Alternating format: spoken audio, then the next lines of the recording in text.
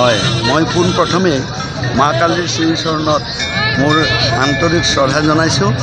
সৰ্বমঙ্গল মঙ্গলী শিৱে সৰ্বাৰ্থ সাধিকে চৰণ্যে ত্ৰম্বকে গৌৰী নাৰায়ণী নমস্তুতে।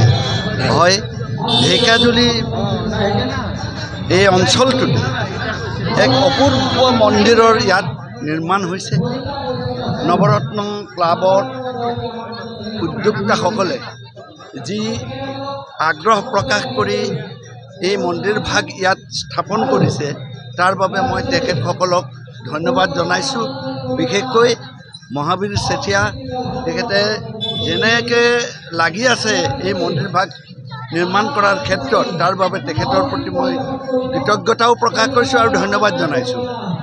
মাৰ শক্তিৰ অধিষ্ঠাত্ৰী হৈছে মা কালী।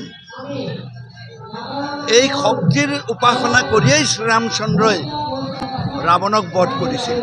গতিকে মাৰ শ্ৰীচৰণত আজি আহি ঢেকিয়াজুলিত এনেকুৱা এটা ভব্য মন্দিৰ দেখা পাই সঁচাই খুব আনন্দিত হৈছোঁ।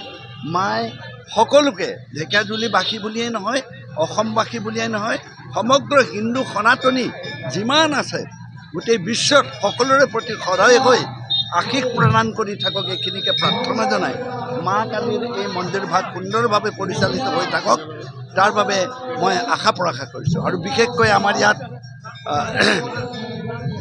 স্থানীয় আমাৰ যি মন্ত্ৰী আছে অশোক সিংহল ডাঙৰীয়া, তেখেতক মা কালীয়ে আশীষ প্ৰদান কৰক।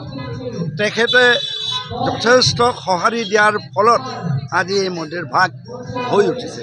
গতিকে মই আশা ৰাখিছোঁ আমাৰ গোটেই চৰকাৰখনক ৰাইজক উন্নতিৰ পথত আগুৱাই লৈ যাওক, আশীষ প্ৰদান কৰক। এইখিনিকে আশা কৰি মা কালীৰ ওচৰত সকলোৱে যাতে সুস্বাস্থ্যৱান হৈ থাকে তাৰ প্ৰাৰ্থনা জনাই মই মা কালীৰ শ্ৰীচৰণত পুনৰবাৰ মোৰ সশ্ৰদ্ধ প্ৰণাম আৰু প্ৰণিপাত জনাইছোঁ।